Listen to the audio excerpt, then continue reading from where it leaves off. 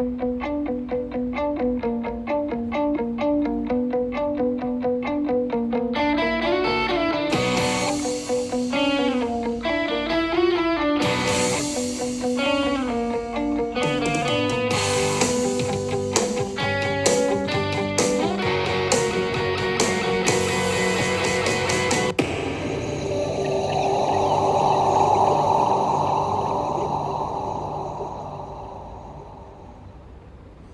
guys, welcome back to my channel Mahika Study Vlogs. Today we are going to start our new video on the comparison of business, profession and employment. So let's get started. Comparison of business, profession, employment. We will be doing the comparison of business, profession and employment on 9 bases. Okay, so first is commencement. In business may commence with the decision of entrepreneur. देखो, कोई भी जो businessman होता है या कोई भी जो एंटरप्रेन्योर होता है, वो अपना बिजनेस जब उसका मन करे वो तब इस्टेब्लिश कर सकता है. अब अगर हम देखें प्रोफेशन में कि जो कि प्रोफेशनल्स लोग हैं जो अपनी सर्विस प्रोवाइड करते हैं, उसको हम प्रोफेशन कहते हैं. प्रोफेशनल्स अपनी प्रोफेशन तब स्टार्ट करेंगे जब उनके पास डिग्री कोर्स का जब उनके पास डिग्री कोर्स का कंप्लीशन होगा और उन्हें सर्टिफिकेट ऑफ प्रैक्टिस मिलेगा. जैसे कि फॉर एग्जांपल अगर हम सीए देखें तो जो सीए है उसको अपनी डिग्री को जो कंप्लीशन होता है डिग्री कोर्स का और जो सर्टिफिकेट ऑफ प्रैक्टिस होता है वो उसको मिलता है the institute of chartered accountants of India. या हम देखें सीएस का जिसका फुल फॉर्म होता है कंपनी सेक्रेटरी, उसको अपना कंप्लीशन ऑफ डिग्री कोर्स और जो सर्टिफिकेट ऑफ प्रैक्टिस है वो मिलता है the institute of company secretaries of India. और या अगर हम देखें यूएस में जो सर्टिफाइड अकाउंटेंट्स होते हैं जिनको हम सीपीए बोलते हैं, जो कि इक्विवेलेंट है सीए जो कि इंडिया में है, उनको अपना डिग्री कोर्स का कंप्लीशन और सर्टिफिकेट ऑफ प्रैक्टिस मिलता है association of international certified professional accountant से. अब अगर हम देखें एम्प्लॉयमेंट का, तो जब भी एम्प्लॉयमेंट जो एम्प्लॉय होता है वो जब ड्यूटी ज्वाइन करता है, वो ड्यूटी ज्वाइन करने से पहले जो एम्प्लॉयर होता है और जो एम्प्लॉय के बीच में जो कॉन्ट्रैक्ट साइन होता है जिसको हम सर्विस एग्रीमेंट कहते हैं, तो वो जब साइन हो जाता है उसके बाद जो एम्प्लॉय है वो ज्वाइन करता है कोई भी बिज़नेस. अब जैसे अगर हम देखें कोई क्वालिफ़िकेशन, तो बिज़नेस में देखें no minimum qualification required before starting a business. इसमें ये है कि आपको कोई क्वालिफ़िकेशन नहीं चाहिए रहती, आपका जब मन करे आप तब बिज़नेस स्टार्ट कर सकते हो. लेकिन मेरे लिए बिज़नेस अगर कोई इंडिविजुअल के पास 3 मेन क्वालिटीज़ हैं, ये जो मैं बताऊंगी, अगर वो उनके पास है तो वो बिज़नेस आई डोंट थिंक कि उसके अलावा कोई क्वालिफ़िकेशन चाहिए. अब जो 3 मेन क्वालिटीज़ हैं वो ये है कि जो मुझे लगता है वो ये है कि फर्स्ट वन और the most important, health is wealth. Second is honesty is the best policy. And third is there is no substitute to hard work. अब अगर हम देखें प्रोफेशन कि जैसे कि हमने कमेंसमेंट में भी देखा था कि जो भी प्रोफेशनल्स है जब उनको कोई भी एक सर्टिफाइड इंस्टीट्यूट से जब कंप्लीशन ऑफ डिग्री कोर्स मिल जाता है और वो उस इंस्टीट्यूट में जब अपनी प्रिस्क्राइब्ड और जो उसके जो ट्रेनिंग होती है वो जब कंप्लीट कर लेते हैं और जब उनके पास एक सर्टिफिकेट ऑफ प्रैक्टिस आ जाता है, तो ये मेन क्वालिफ़िकेशन है जो कि प्रोफेशन में चाहिए रहती है. अब अगर हम एम्प्लॉयमेंट में देखें तो qualification depends on the nature of the job, कि आप the kind of job you are doing, the qualification depends on that only. Like for example अगर कोई ऐसा जॉब है जिसमें आपको मिनिमम क्वालिफ़िकेशन चाहिए तो आप वो जॉब करोगे. या फिर जैसे कोई या कोई मीडिएटर लेवल की जॉब है तो उसमें आपको ग्रेजुएट या पोस्ट ग्रेजुएट की क्वालिफ़िकेशन चाहिए, या फिर अगर कोई एडवांस है तो उसमें आपको जैसे सीए की या फिर सीएस की या फिर सीपीए की जो भी आपको डिग्री मिलेगी वो चाहिए। तो जैसे जैसे अगर लेवल बढ़ेगा क्वालिफ़िकेशन का, जैसे जैसे जॉब का नेचर बढ़ेगा वैसे वैसे आपको क्वालिफ़िकेशन भी बढ़ेगी। अब अगर हम देखें इन्वेस्टमेंट, बिजनेस में क्या होता है, capital requirement depends on the scale of business. Definitely, क्योंकि अगर आप देखोगे जितना बड़ा आपका बिजनेस, जितना आपने बड़ा अपना बिजनेस सोचा है उतनी आपको कैपिटल लगेगी। जैसे कि अब जो भी, अब जैसे फॉर एग्जांपल कोई बिजनेस है जिसका उनका जो स्टार्टिंग है वो है 10 लाख से, 10 लाख से, तो उसमें जो कैपिटल रिक्वायर्ड है वो 10 लाख होगी। अब कैपिटल रिक्वायरमेंट्स भी हो सकती है जैसे कैपिटल एक्सपेंडिचर या फिर फिक्स्ड एसेट्स और वर्किंग कैपिटल्स, ठीक है।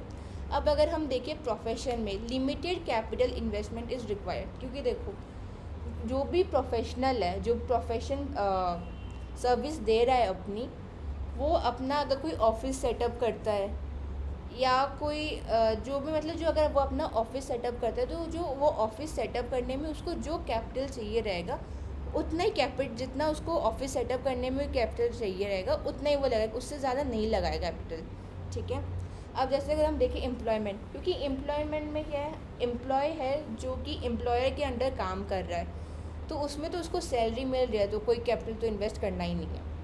अब अगर हम देखें risk, in business there is always risk and uncertainty. देखो, क्योंकि हमने अपने प्रीवियस वीडियो में भी देखा था कैरेक्टरिस्टिक्स की, अगर कोई भी इंडिविजुअल अपना बिजनेस स्टार्ट कर रहा है तो at a point of time उसको कुछ रिस्क होंगे, लेकिन वो रिस्क ओवरकम भी कर सकता है अपने जो कहते हैं ना सेल्फ कॉन्फिडेंस से। या अगर हम बोले प्रोफेशन, तो उसमें बहुत कम रिस्क होता है। क्यों? अब वो रिस्क ये हो सकता है कि जैसे अब जैसे कोई भी प्रोफेशनल है, अगर उसने वो प्रोफेशन स्टार्ट किया तो ये तो है नहीं कि जिस वक्त उसने प्रोफेशन स्टार्ट किया उसी वक्त उसके क्लाइंट्स आने लग जाएंगे, नहीं। कुछ at a certain period of time उसके बाद क्लाइंट्स आने लगेंगे, तो जो उसका उस समय का जितना भी उसका एक्सपेंडिचर है, चाहे वो ऑफिस का रेंट हो चाहे कुछ भी हो, तो उतना वो रिस्क लेता है। बाकी अगर आप एम्प्लॉयमेंट में देखो तो उसमें कोई रिस्क होता ही नहीं है, क्योंकि जो एम्प्लॉय है वो, जैसे कि मैंने आपको पहले ही बताया था, एम्प्लॉयर के अंदर काम कर रहा होता है।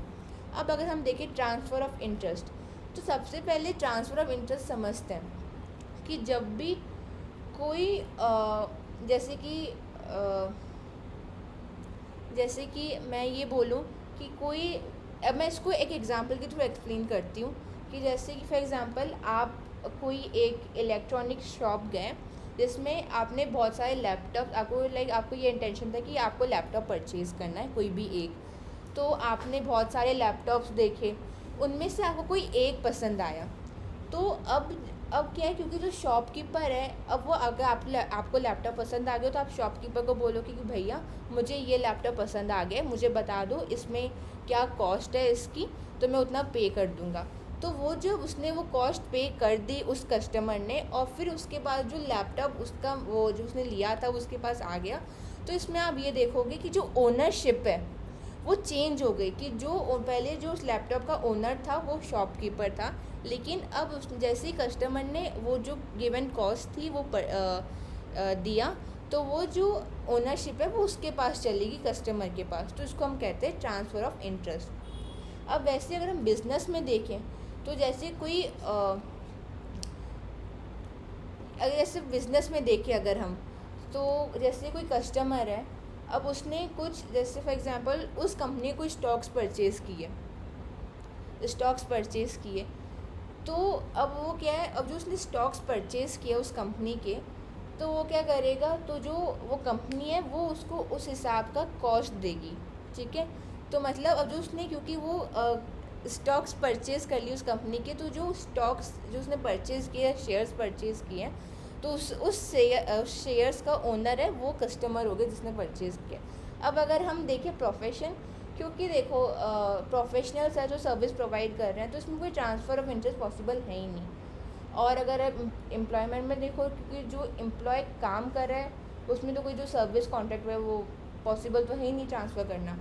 फिर अगर हम देखें मेन ऑब्जेक्टिव, क्योंकि हमने उसमें भी पढ़ाता है कैरेक्टरिस्टिक्स ऑफ बिजनेस में भी, कि जो कोई भी इंडिविजुअल जब अपना बिजनेस सेटअप करता है तब उसके मन में एक ही ऑब्जेक्टिव रहता है कि to earn profit by any means, कि मतलब कुछ भी करेगा, चाहे वो अपनी सेल्स डबल कर देगा या फिर कोई भी जो उसका प्रोडक्शन है उसकी जो कॉस्ट है वो कम कर देगा, लेकिन बाय एनी मीन्स जो भी बिजनेसमैन है उस पर्टिकुलर बिजनेस का उसको अपना प्रॉफिट चाहिए।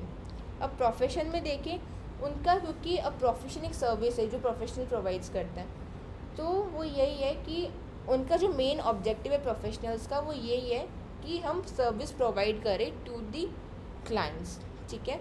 और जो एम्प्लॉयमेंट है, जिसमें एम्प्लॉयमेंट में जो एम्प्लॉय है उसका मेन ऑब्जेक्टिव ये है कि वो एम्प्लॉय की जो नीड्स है वो सेटिस्फाई करे, और फिर जो उसको मंथ एंड में जो सैलरी मिलती है वो उसका मेन ऑब्जेक्टिव हो जाता है। अब अगर हम देखें कोड ऑफ कंडक्ट, तो जैसा कि मैंने आपको जैसा कि इसमें लिखा है, there is no prescribe code of conduct for business, क्योंकि देखो क्योंकि मैंने आपको क्वालिफिकेशन भी बताया था कि कोई क्वालिफिकेशन चाहिए नहीं रहती, वैसे ही कोड ऑफ कंडक्ट भी वही, कोई प्रिस्क्राइब कोड ऑफ कंडक्ट नहीं है मेरे हिसाब से, बस वही 3 क्वालिटीज़ हैं, उससे आप बिज़नेस अपना बहुत अच्छे से कर सकते हो। और वही 3 क्वालिटीज़ मैं वापस रिपीट करूँगी, वो है health is wealth, honesty is the best policy, and there is no substitute to hard work. अब अगर देखें हम प्रोफेशन, तो जो भी प्रोफेशनल्स है उन्होंने जिस इंस्टीट्यूट से अपना जो कोर्स है वो कंप्लीट किया होता है, वो उस इंस्टीट्यूट में उन्होंने कुछ प्रिस्क्राइब कोड ऑफ कंडक्ट लिखे होते हैं, तो वो जितने भी प्रोफेशनल्स हैं वो फॉलो करते हैं। और जो एम्प्लॉयमेंट है जिसमें एम्प्लॉय होता है, तो क्योंकि स्टार्टिंग में हमने ये देखा था कि जो भी एम्प्लॉयर और एम्प्लॉय के बीच में जो सर्विस एग्रीमेंट साइन होता है उसमें ये भी पेज होता है terms and condition of service, कि जो भी वो बिज़नेस में जिस बिज़नेस में वो काम कर रहा है उसमें क्या क्या कंडीशंस है, मतलब वो प्रिस्क्राइब्ड है, मतलब वो लिखी हुई है। अब अगर हम देखें लास्ट बेसिस जो है नेचर ऑफ वर्क इन्वॉल्व, तो वही बिज़नेस का जैसे कि हमने पढ़ा था कैरेक्टरिस्टिक्स में कि बिज़नेस डे टू डे कुछ एक्टिविटीज़ करता है, वो हो सकती है या तो सेल हो सकती है, या exchange of goods and services हो सकता है, या फिर कोई वो कुछ परचेज़ कर रहा है या कोई वो प्रोडक्शन कर रहा है। अगर हम देखें प्रोफेशन में, कि प्रोफेशन में जो नेचर ऑफ वर्क वो ये है कि पर्सनलाइज सर्विस प्रोवाइड करना स्पेशलाइज नेचर की, और जो एम्प्लॉयमेंट है उसमें जो एम्प्लॉय है उसका वही वर्क है कि जो भी एम्प्लॉयर ने उसको वर्क दिया है वो कंप्लीट करना। So thank you everyone for watching my video. Until the next video, keep learning and keep practicing. Bye bye.